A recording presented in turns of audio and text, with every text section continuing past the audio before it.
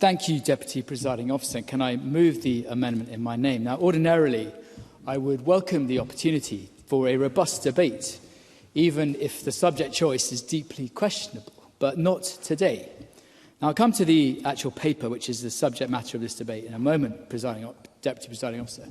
But I have to say, it pales in comparison with what we witnessed over the weekend in Dundee, which very much sets the context for this debate. We saw a First Minister, or First Activist, as he calls himself, announce that he wants to turn the next general election into another polarising and divisive vote on breaking up the United Kingdom. So let there be no doubt about this. The SNP have said unequivocally they want the next general election to be about independence. Page 1, line 1 in their phrasing. The SNP will treat a victory, whatever that may be, and it is of course a word they struggled to define at the weekend, they will treat a victory as a mandate for independence. Page 1, line 1. Every vote for the SNP in that election will be taken as a vote for separation. I wonder if Mr Cameron would recognise that we are perfectly entitled as a party, just as he is in his party, to lay out what our manifesto should say, and then we put it to the people, just as they will put their manifesto to the people, and in them we trust, and they will decide. Yep. Donald Cameron. I don't deny that for a second, but the point I make is that you have said, that Jamie Hepburn has said, every vote for the SNP in that election will be taken as a vote for separation, just as every vote for the Scottish Conservatives will be taken as a vote to remain in the United Kingdom. That's why what was announced in Dundee is so serious. Can you resume your seat a second, Mr Cameron? I detect this is a debate where emotions are going to run high, but I would encourage you, please, to listen to whoever has the right to speak, to listen to that respectfully. If you want to make an intervention, get to your feet and ask for an intervention. Donald Cameron, I can give you the time back. Thank you, Deputy President. I will try and remain good-humoured throughout this. But the SNP have effectively come up with a turbocharged version of Nicola Sturgeon's de facto referendum, except this time it seems the SNP has set the bar even lower by saying they don't need to win a majority of votes or even a majority of seats. They say they just need to win more seats than any other party. It's a nonsense, Deputy Presiding Officer. The SNP know that a majority of people in Scotland don't want another referendum in the next few years, and that's why they've come up with this desperate barrel-scraping strategy which plays to a narrow audience of nationalists and ignores the wishes of a majority of Scots. And people across Scotland will have witnessed... yes, I will. Yeah. Cabinet Secretary. Just for the record, I think it would be really helpful to understand what the position of the Conservative Party is on Scotland being able to determine its future. What do voters in Scotland have to do to be able to have a referendum about their future? Donald Cameron. Well, people in Scotland had a referendum about their future in 2014, and they voted in that historic referendum to keep the United Kingdom together, Deputy Presiding Officer.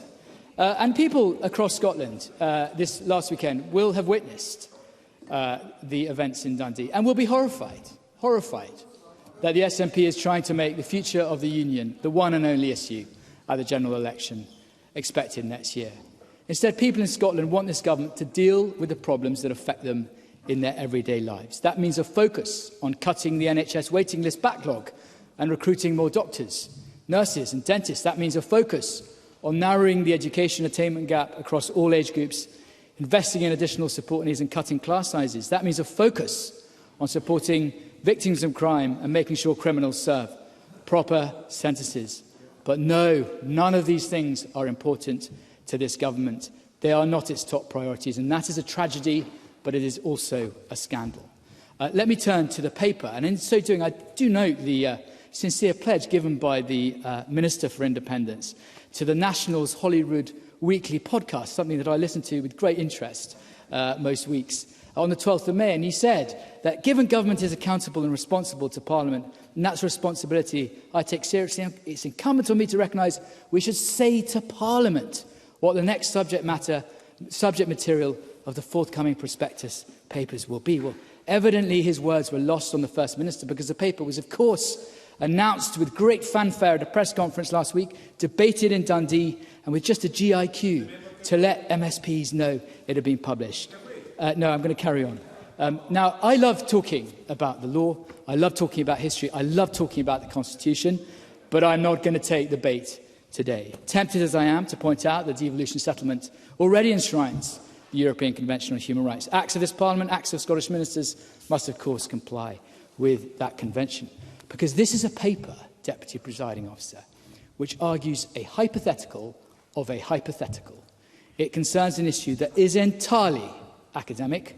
It is a paper that prioritises a referendum on the monarchy and the weakening of Scotland's defences. Now, how depressing is it that after 16 years of SNP rule, that is all they have to offer Scotland? We have long known, that this government has run out of ideas and ambition, and today's debate is further proof of that. There is one point in the paper that I will cover as a Highlands and Islands MSP, because I take a keen interest in how this government might prioritise the region I represent. But this paper does none of that. Its proposals for island communities are glib and vague. It argues that a future constitution could place a duty on the Scottish Government to take needs and unique geographical character. No, I'm sorry, I don't have enough time. It says that a future constitution could place a duty on the Scottish Government to take needs and unique geographical character of island communities into consideration when it considers its function. That's precisely what the Islands Act passed last session was meant to do. Island proofing was the phrase. But rather like island proofing, this is likely to be no more than warm words. What about a right to a ferry? What about actually providing a ferry? So to conclude, Deputy Presiding Officer, I have to say there was a moment a few months ago that I thought maybe, just maybe, a hint of realism was occurring within the SNP.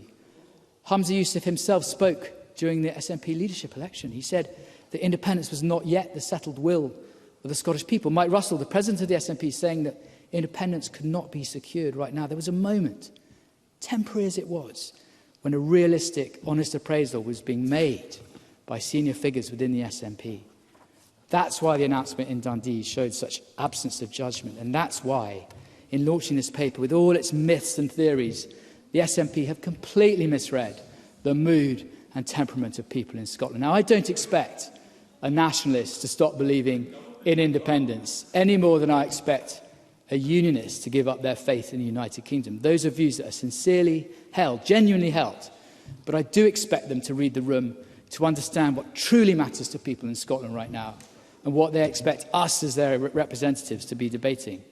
And for all those reasons, we encourage others to back our amendment, to reject this fantasy and to focus on what the people of Scotland put us in Parliament to do. Thank you, Mr Cameron.